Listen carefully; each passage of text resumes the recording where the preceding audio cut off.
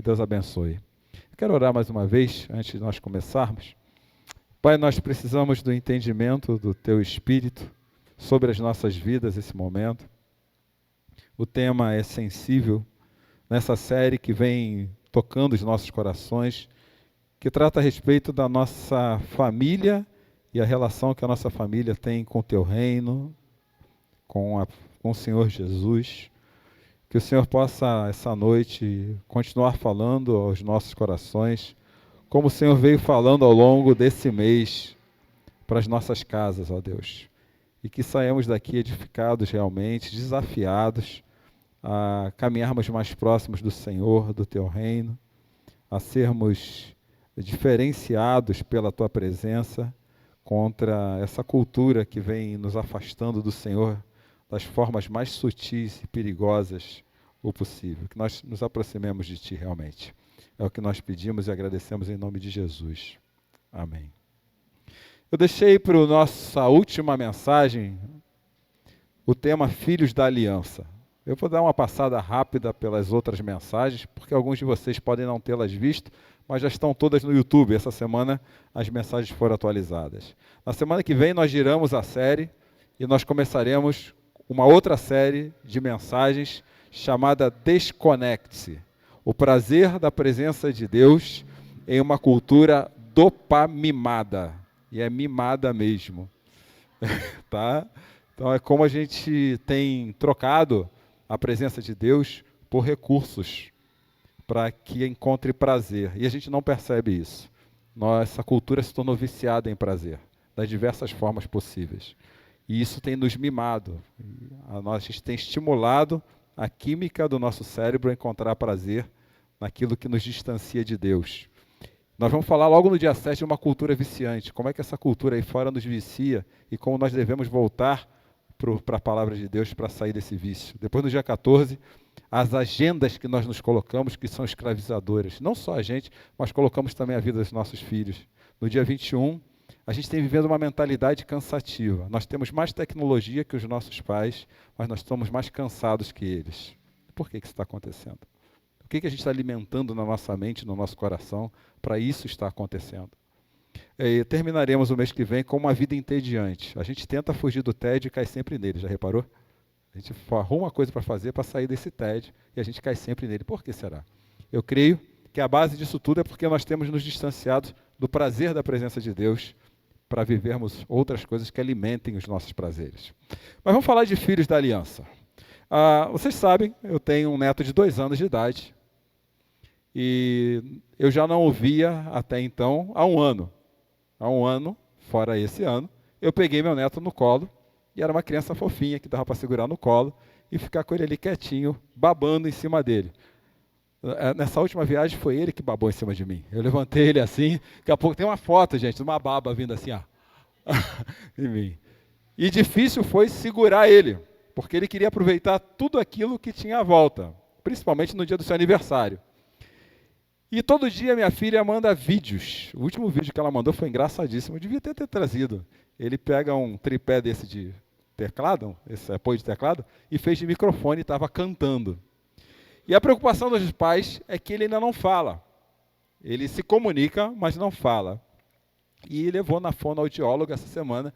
Ela falou, não se preocupe. Ele está decidindo ainda qual vai ser o idioma materno dele. A gente sabe que pela convivência, por morar em um país de fala inglesa, o idioma materno dele vai ser o inglês. Só que dentro de casa os pais conversam com ele em português. Então se você perguntar alguma coisa em português para ele, ele vai te responder em inglês. Ele entende perfeitamente. Fora uma coisa que minha filha fez, que eu nunca vi aquilo, ela ensinou ele a se comunicar com linguagem de sinais. Então tem sinal para pedir água, sinal para comer, sinal para dormir. Eles têm aprendido várias formas de se comunicar. Mas há um ano atrás não era assim. Agora é assim. E nossos filhos vão crescendo, aprendendo habilidades. E por trás dessas habilidades, eles vão tendo contatos com pessoas diferentes. Ele já está numa crechezinha.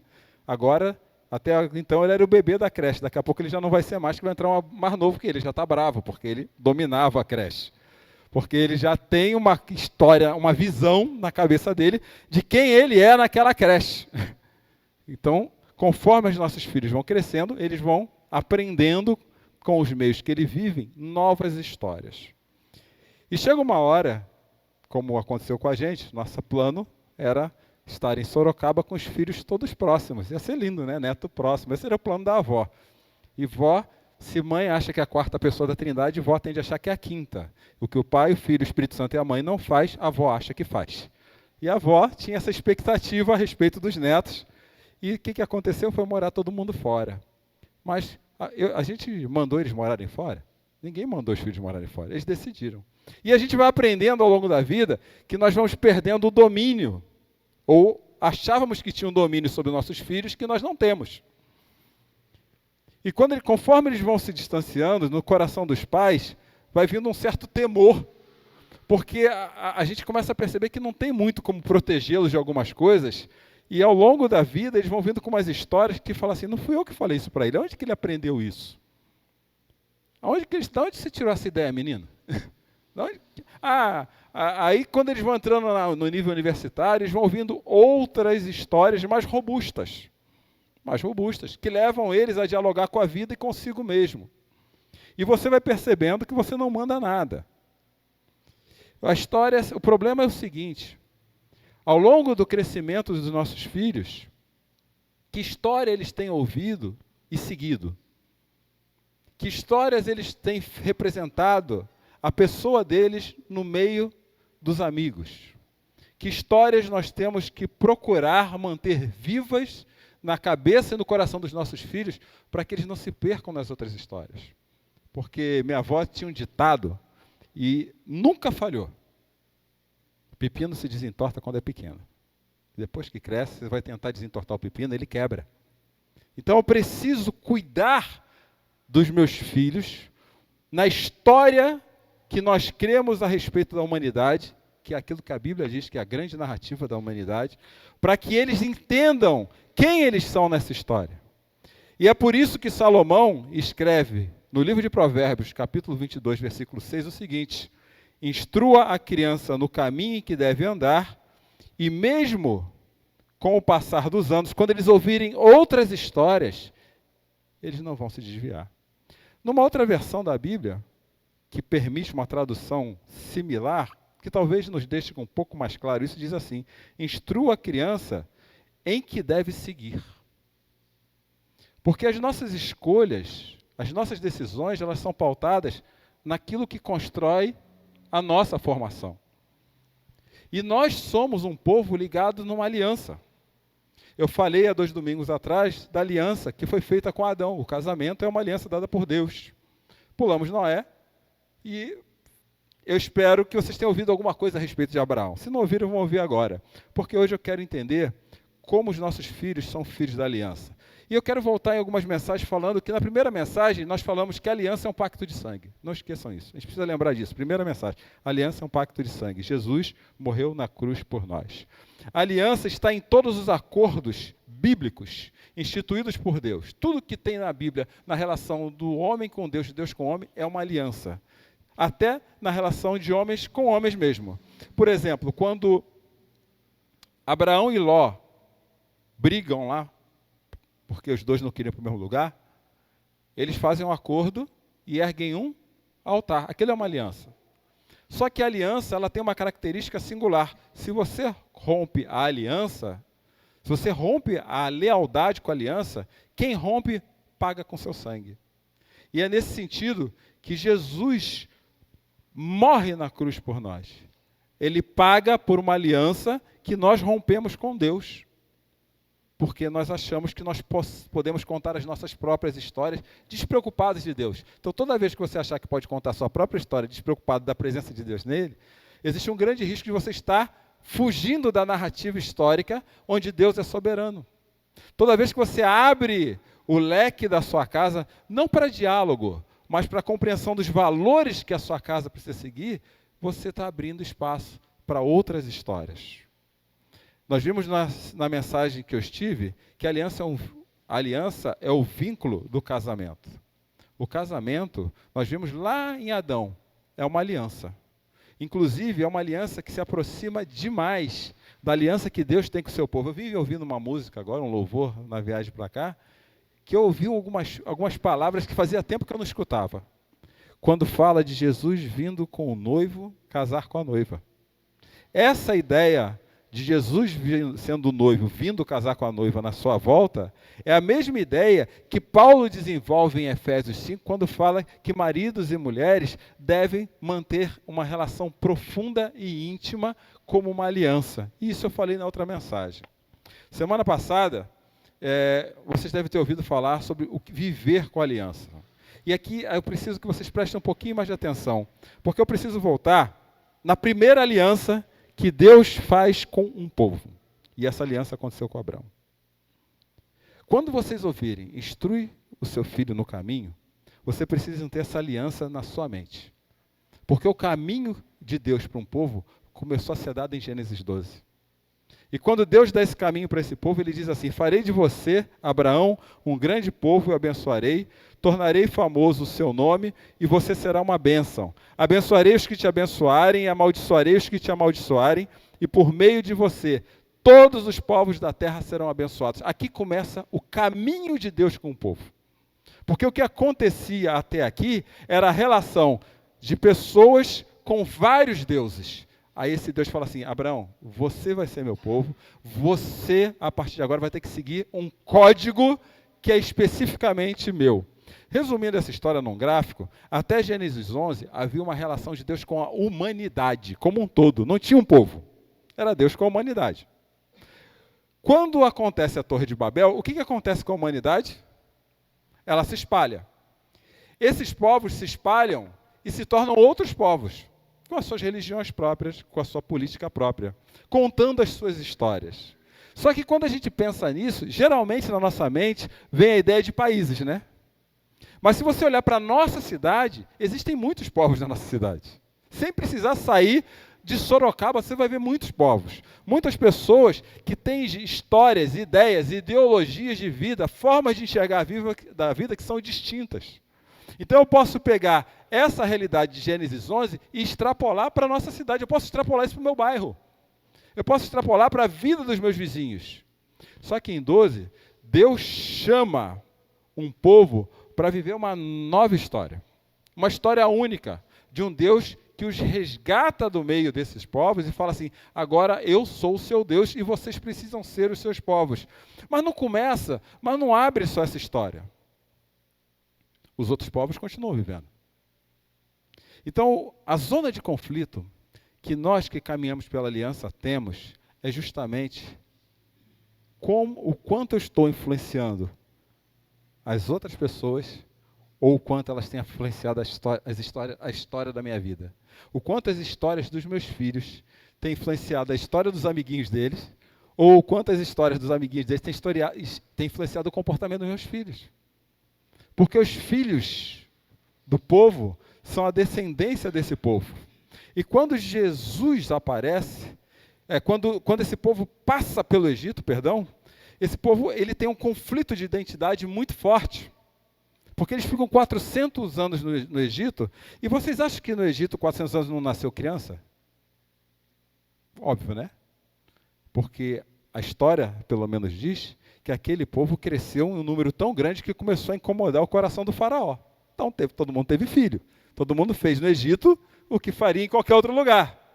E que história aquele povo ouvia? O que história aquelas crianças ouviam? Isso já levanta a primeira pergunta aqui da nossa noite. Quais são as histórias que os nossos filhos mais ouvem na nossa casa? O que sai no Sorocabanice? Ou a história da relação do povo dele? Aqueles caras ficaram 400 anos num outro país, com uma cultura totalmente diferente, que contava uma história totalmente diferente. E na hora que a coisa apertou, sabe de que história eles lembraram? Qual foi? Deus de Abraão, Isaac e Jacó olha para a gente porque o Senhor tem uma aliança conosco. Eles lembraram da aliança que Deus tinha com eles. E foi essa aliança fiel de Deus com o povo que tirou eles do Egito. Que fez com que Deus movimentasse eles por um deserto, abrisse o Mar Vermelho, chegasse na frente do Sinai e falasse assim: agora vocês precisam voltar a viver como povo da aliança. E mais, quando eu vou para Êxodo capítulo 20, versículo 3, que é quando chega em Êxodo 20, ele fala assim: não tenha outros deuses além de mim. Conte a história do seu Deus. Vocês agora precisam aprender a viver a vida do seu Deus. Vocês precisam viver quem é o seu Deus. E vocês precisam viver não como indivíduos, vocês precisam viver como família, vocês precisam viver como povo isso. Vocês precisam resgatar a identidade, e esse é o papel do deserto na vida daquele povo. Resgate de identidade. Pega a comida de segunda a sexta, pegue comida em 6 dias, se pegar no 7º, vocês não devem pegar. Isso é identidade, obediência incondicional a Deus, que era celebrado entre as famílias. A 10ª praga foi uma ceia entre famílias, para entender quem era o Deus deles. Então agora vocês precisam resgatar identidade, para que vocês se descontaminem das histórias que por 400 anos vocês viveram no Egito. Para que você e sua família tenham identidade. Esse é o caminho. Porque tudo aquilo que nos afasta do caminho de Deus é outro caminho. E nossos filhos hoje, eles têm contato com vários caminhos. A pergunta que fica no meu coração, que eu quero compartilhar com vocês, é que se na hora que esses caminhos aparecem, a bifurcação aparece na vida deles, eles sabem seguir pelo caminho certo. Essa é a pergunta. Porque os outros caminhos, eles ensinam que o ser humano é o centro da vida. Que o importante é você ser feliz, o importante é você ser um bom profissional, o importante é você tirar boas notas na escola. O outro caminho olha sempre para o indivíduo. O outro caminho, ele ensina você a viver a partir de ideologias partidárias. Aqui eu não estou entrando nem em partidarismo político, partidárias de vida mesmo. Olha, você precisa respeitar todas as formas de amor, porque Deus ama todas as formas de amor. Cuidado. E eles vão aceitando isso, porque essas bifurcações, como vai acontecer na vida do Tom, como já estão acontecendo na vida do Tom, elas vão acontecendo na vida dos nossos filhos e a gente não tem domínio mais sobre eles. Vai chegar uma hora que não tem domínio. Então, quando está pequenininho, assim, que dentro da vida, tem que manter a história da aliança do povo dele viva na vida dele. Porque quando chegar as bifurcações das conversas de escola, dos comportamentos de escola, dos comportamentos diante de uma turma de faculdade totalmente contaminada por uma ideologia histórica, eles têm que saber se posicionar com coragem. Fala assim, a história não é essa. As outras histórias, elas têm elas têm uma vida voltada para si, eles aprendem a viver em função do seu bem-estar pessoal. E a gente é diferente. Nós vivemos em função do bem-estar de um povo. O nosso bem-estar está no meio do povo. O nosso bem-estar está no meio da comunidade. Só que lá, eles vivem a mentalidade é tão voltada para si, é tão ensimesmada, é tão autocentrada, que se as coisas... Olha, não sei se vocês têm essa experiência, parece que quanto mais as gerações vão ficando mais novas, menor é a resiliência. Já reparou isso? Todo mundo, resiliência é uma palavra tranquila. Já reparou, quanto mais nova a geração, menor é a resiliência, mais intolerante é com as dificuldades. Não tem vontade, tropeça no primeiro cisco, já acha que está com dificuldade de atravessar um monte. Imediatista. TikTok, se você não der o recado em 8 segundos, eles não querem nem mais saber da conversa. E com isso nós vamos perdendo identidade. Essa geração TikTok é terrível nessa questão de resiliência. E eu não estou dizendo que eles não têm o que nos ensinar, não estou negando, eles têm o que nos ensinar, eu acho que nós temos que ouvi-los. Mas nós temos que prestar atenção de onde estão saindo as histórias da mente deles, porque hoje em dia tudo é autoaprimoramento. Pode ouvir as palavras que estão no mercado, empreendedorismo, benefício próprio. Não é verdade? Você vê o pessoal participando de um monte de palestras de curso, para quê? Benefício próprio. Para ter mais dinheiro, para ser mais inteligente, é tudo benefício próprio. As outras histórias contam isso, enquanto a história do reino conta outra coisa. A história do reino para os nossos filhos diz assim, Deus é o centro da vida, não é você. Deus está no centro. E vai haver algum momento que na sua vida vão acontecer algumas coisas muito difíceis. E é nessa hora que você tem que aprender a colocar seu joelho no chão e depender de Deus totalmente. Porque a gente não tem como fugir disso. A minha sogra, coitada, 81 anos, com Alzheimer, a frase que ela mais fala hoje, prejudicada pela mente dela, que está se deteriorando, é a seguinte, falando para o meu sogro: por que você fez isso comigo? Você não podia fazer isso comigo, a vida estava ótima, a vida estava perfeita.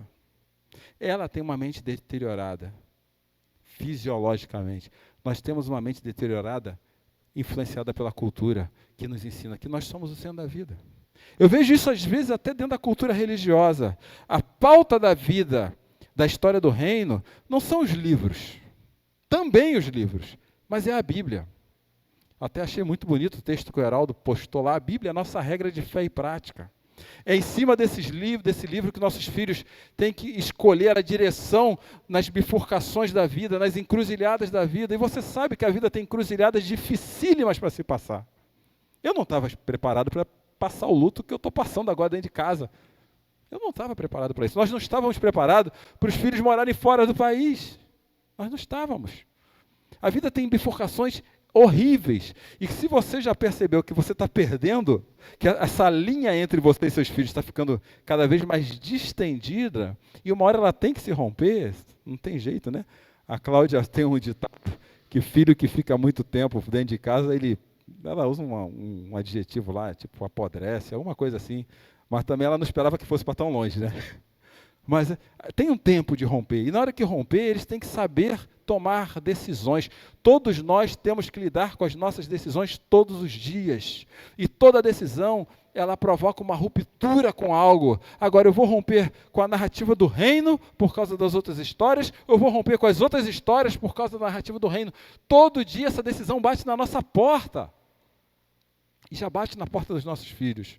A narrativa do reino, ela tem uma vida direcionada para servir a Deus e o próximo. Ué, saiu? Pulou. Voltei.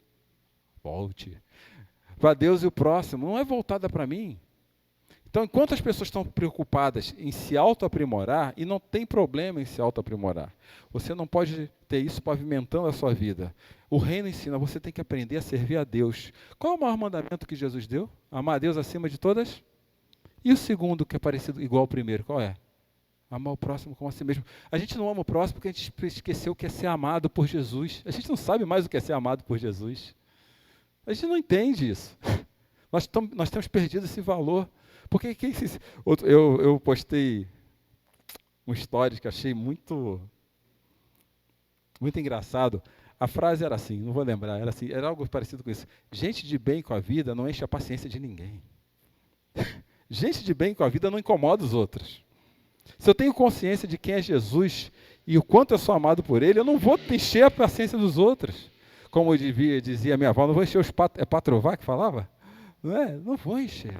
Nossos filhos têm que ser abençoadores de vida, porque o caminho que Deus nos deu é um caminho que abençoarei os que o abençoarem e amaldiçoarei os que o amaldiçoarem. Então, abençoem vidas. Só que nós temos criado os filhos para nós mesmos. Eu vejo casais, filhos sofrendo por causa de pais que criam filhos para eles. Até fala, criei para o mundo, mas na hora que vai para o mundo, não segura o reggae. Não segura o reggae.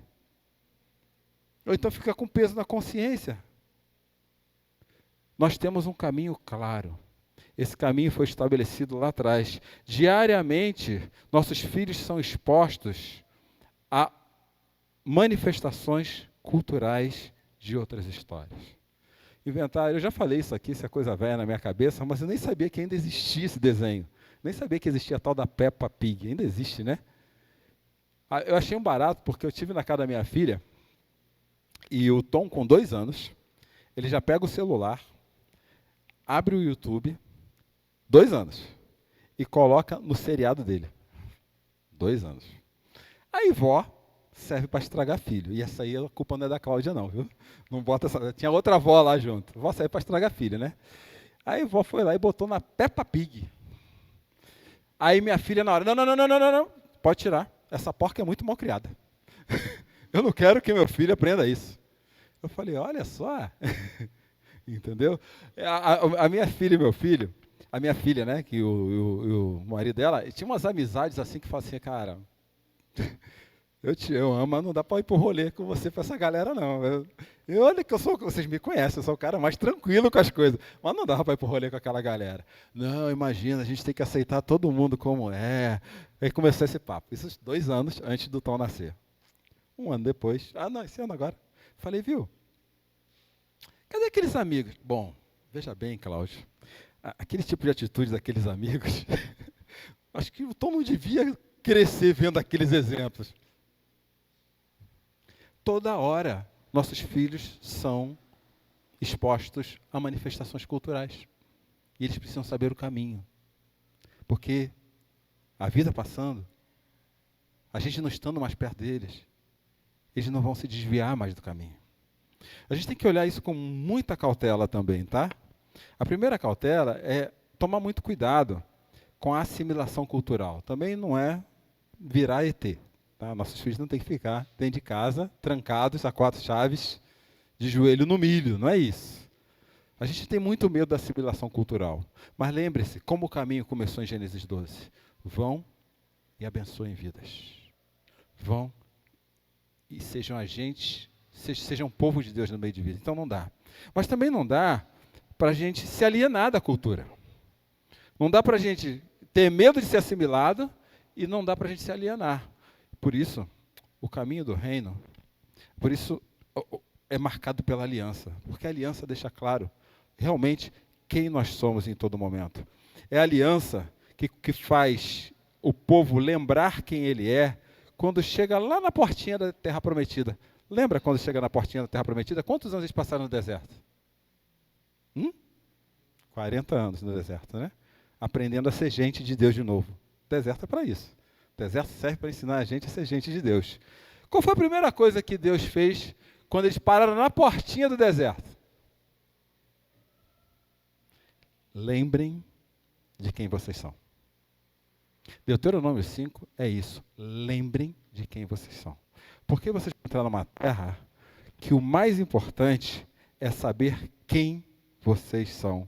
O papel dos pais é influenciar seus filhos que encontrem seus papéis, para que encontrem seus papéis como agentes do reino de Deus na narrativa da história. Gente, isso é muito mais profundo do que ficar contando a historinha da Bíblia para os nossos filhos. Do que terceirizar para as professoras. Quando a gente terceiriza, né, para as professoras, fala assim, vão lá que elas vão te ensinar a Bíblia. Isso é mais profundo.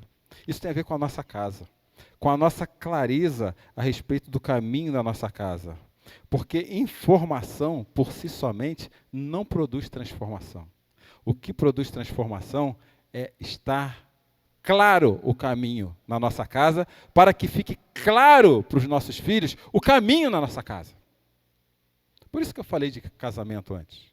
Vocês perceberam a construção da série?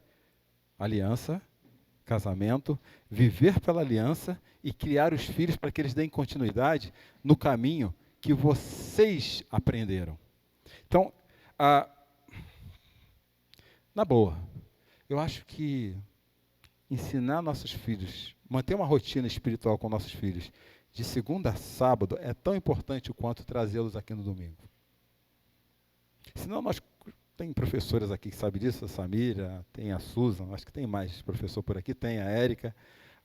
A gente segue aquela cultura que as pessoas estão seguindo hoje na escola.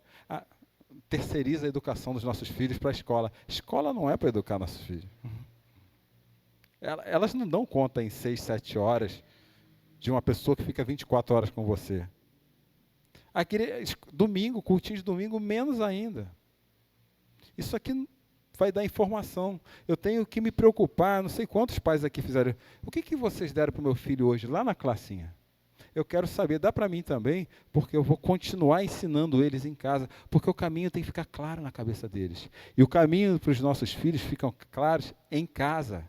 Quando o povo chega na beira da terra prometida, o que Deus fala com ele para eles? Lembrem quem eu sou. Segundo, desse modo, vocês, os seus filhos e os seus netos temerão o Senhor, o seu Deus, e obedecerão a todos os seus estatutos e mandamentos que eu lhe ordeno, todos os dias da sua vida, para que tenha vida longa. Lembrem de quem eu sou e deixe isso muito claro para os seus filhos. Porque na hora que você instrui o seu filho no caminho que ele deve andar, ele não vai se desviar dele. Só que a gente tem tanta preocupação na semana, né? Trabalho, chefe chato, coisa que a gente leva para casa, agenda do nosso filho que tem que ir para a academia, tem que ir para o balé, tem que ir para o vôlei, tem que ir para o basquete, tem que ir para um monte de lugar, mas a gente não se preocupa em manter a mentalidade deles firmes no caminho. Quando aquele povo entrou na terra, ia entrar na terra prometida, a primeira coisa que Deus falou, lembrem de quem eu sou. Segunda coisa, desse modo vocês e seus filhos, seus netos temerão o seu Deus e obedecerão a todos os seus estatutos e mandamentos que eu lhe ordeno, todos os dias da vida, para que tenham vida longa. Esses são os mandamentos, estatutos e as ordenanças que o Senhor, o seu Deus, ordenou que eu ensinasse a vocês para que os cumpram na terra que vão entrar para tomar posse. Deixa eu dar uma pausa aqui. Eu já trouxe esse testemunho aqui, que foi um testemunho, porque eu tomei na cabeça, né? Tomei um pedala Robinho, deixa eu dividir aqui. Bom, eu vim do Rio de Janeiro, já tenho mais tempo em Sorocaba que o Rio, do que no Rio. E uma vez eu fui soltar minha piadinha infame, né? Eu estava no gabinete do prefeito, por uma ocasião, e eu tinha uma parte na liturgia lá, do gabinete do prefeito, e eu soltei minha piadinha infame. Porque sempre tem alguém que fala, esse sotaque é da onde? Eu falei, não sabe ainda não, não é da Bahia não, é mais para baixo. Eu falei, esse sotaque é da onde? Eu falei, Rio de Janeiro. Eu falei, aí eu brinquei, né? Coisa ruim demora para sair da gente. Essa era a minha piada. Depois daquele dia eu nunca mais fiz essa piada. Aí veio uma carioca lá do fundo, que saía brasa pelas ventas dela, o olho estava mais vermelho que de Satanás.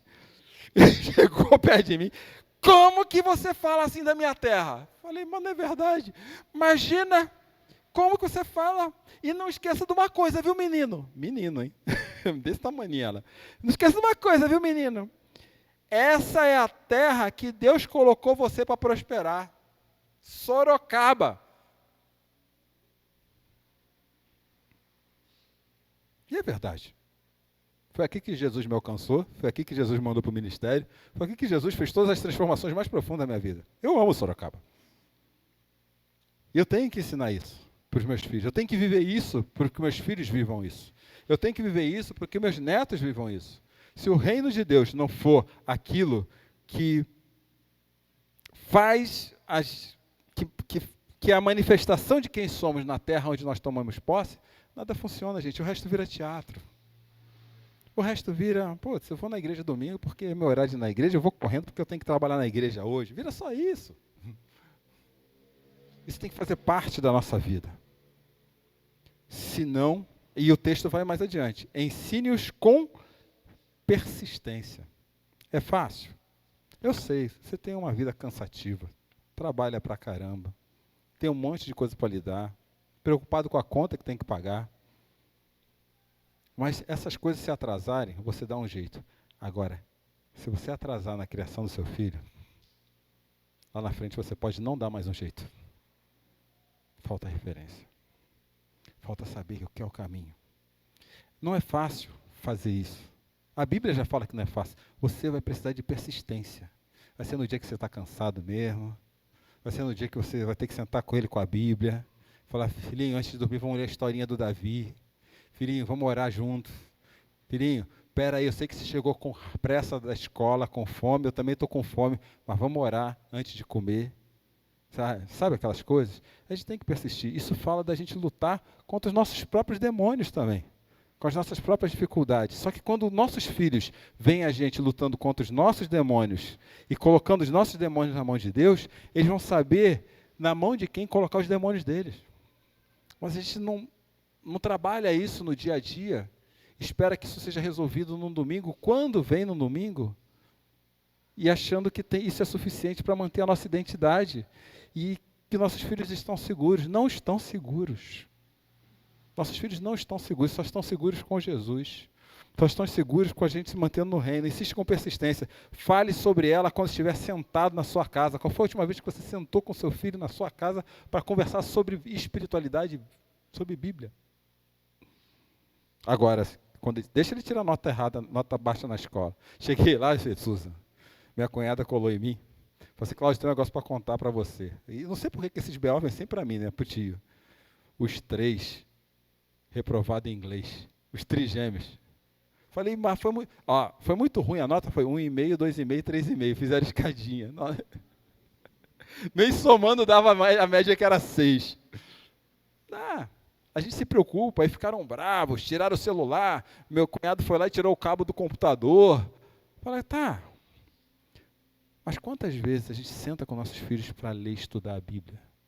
Filho, você vai ter a oportunidade de passar na sua recuperação.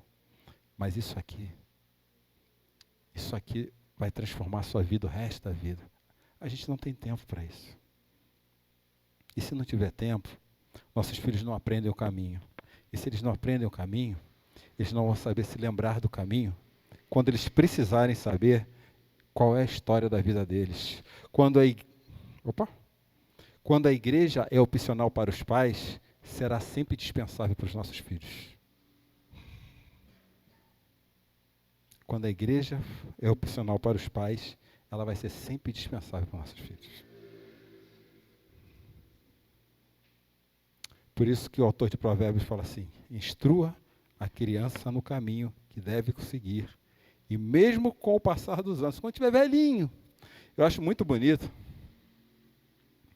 Minha sogra, ela é católica, de carteirinha, de frequentar a missa.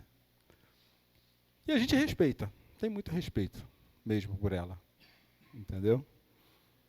Ela sabe da gente, conhece a nossa vida, conhece tudo isso. E esses dias que ela estava lá, eu ouvi ela murmurando. Aí a Cláudia, muito cansada, óbvio, né? Porque a Cláudia também está no luto, perdeu o pai. E eu ficava atento, porque eu falei, amor, vamos deixar a porta do quarto aberta, porque a gente fica vendo o que está... Porque, gente, teve um dia que ela foi parar na casa do vizinho. O vizinho outro dia falou assim, quem está dormindo com ela aí? Eu falei, a gente. Ela entrou 2 horas da manhã na minha casa, para sentir o nível de descontrole. Então, amor, a partir de hoje, tira as chaves da porta, a gente dorme com a porta aberta, e eu fico ligado, eu já sou ligado. E ficava aquele... Um dia, eu saí, fui lá perto da porta, ela estava lá orando,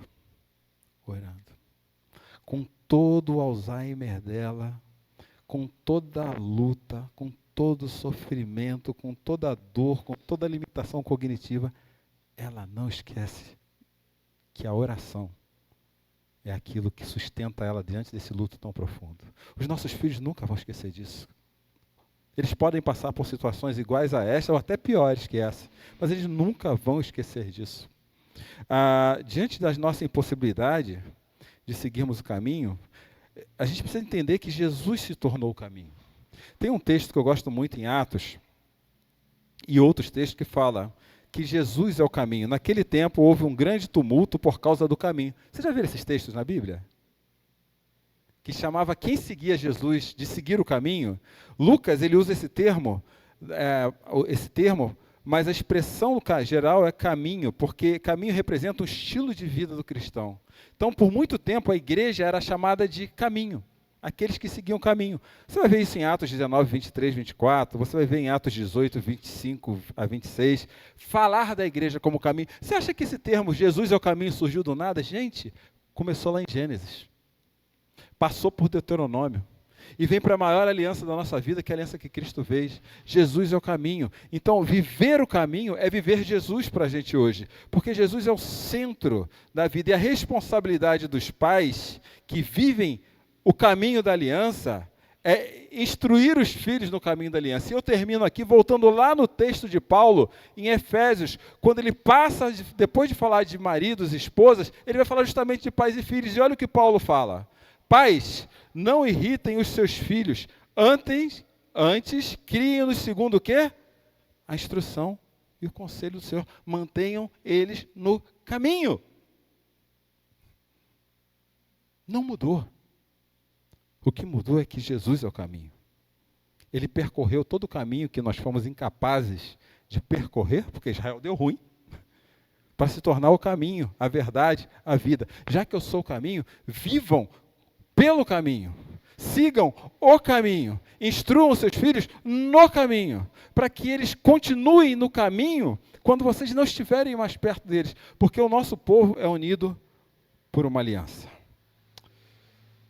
Quando criamos filhos no caminho, ensinamos sobre a verdadeira história, preservando-os dos enganos dos ídolos de nossa cultura. Nós pavimentamos seu futuro para aprenderem a lidar com o sofrimento causado pelos dissabores da vida também. Além disso, moldamos seu caráter, ensinando-os a viver como discípulos de Jesus, expressando a sua imagem e semelhança. E, por fim, eles cumprem o papel do seu povo, como luz para as nações, proclamando o reino do Senhor Jesus. Nossos filhos são filhos da aliança. E nós precisamos mantê-los firmes na aliança. Para que no dia que eles precisarem lidar com as histórias que eles ouvem aí, eles digam: eu sou da aliança. E essa aliança foi feita no sangue de Jesus. E essa é a única e verdadeira história que existe a respeito da humanidade. Não tem outra história. Pais, jamais negligenciem a promessa que vocês fizeram diante de Deus de criar seus filhos no caminho. Porque não é Deus que vai cobrar isso deles. A vida vai cobrar isso deles. E vai cobrar pesado. Eu lembro daquela cena do Rock. Sou apaixonado pelo Stallone. Em que ele fala para o filho dele assim: filho, essa cena virou um meme. Na vida, o que importa não é quantas vezes você cai, mas as vezes que você levanta. E quem nos pega pelo braço e levanta é Jesus. Filhos, pais, mantenham seus filhos no caminho. E eles jamais vão se afastar deles. Que Deus nos abençoe.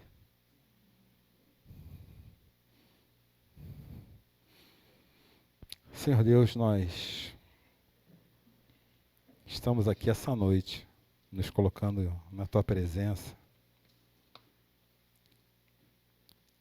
pedindo que o Teu Espírito Santo, por misericórdia, bondade e graça, atue em nossos corações. Eu oro pelos pais dessa igreja, os presentes, aqueles que não estão, para que o Senhor dê ânimo e coloque perseverança no coração deles, para que o caminho seja priorizado, para que nós respeitemos a aliança que o Senhor fez conosco na cruz, para que nós nos afastemos da agenda dos ídolos da nossa cultura, para termos uma agenda prioritária dos nossos filhos com o Senhor. E que essa agenda prioritária não seja roubada pelo cansaço. O diabo não gosta do descanso dos filhos de Deus. Porque quando os filhos de Deus descansam no Senhor, eles estão declarando ao mundo que eles confiam naquele que os libertou e os salvou.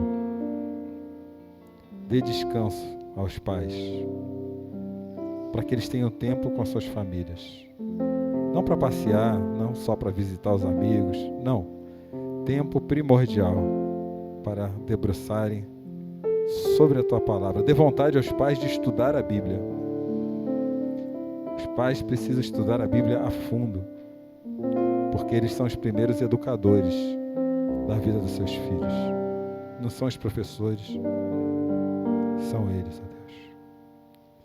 Que a Tua graça esteja suprindo em cada casa, em cada lar nessa igreja, suprindo as necessidades mais profundas, os anseios mais profundos no coração desses pais. Que o Teu Espírito tire toda a preocupação da mente deles, que esteja roubando da sua mente a vontade de equipar, treinar e manter seus filhos no Teu caminho, Ensina o coração desses pais que filhos não ficarão eternamente com a gente. Eles precisam seguir seus caminhos, mas quando seguirem, que eles saibam exatamente, a partir da vida dos seus pais, o caminho que estão seguindo. É o caminho da história que está sendo contado por Deus, através de Jesus, até o dia que o noivo voltará para buscar a sua noiva, que é a igreja, e nossos filhos estarão com eles. Em nome de Jesus. Amém.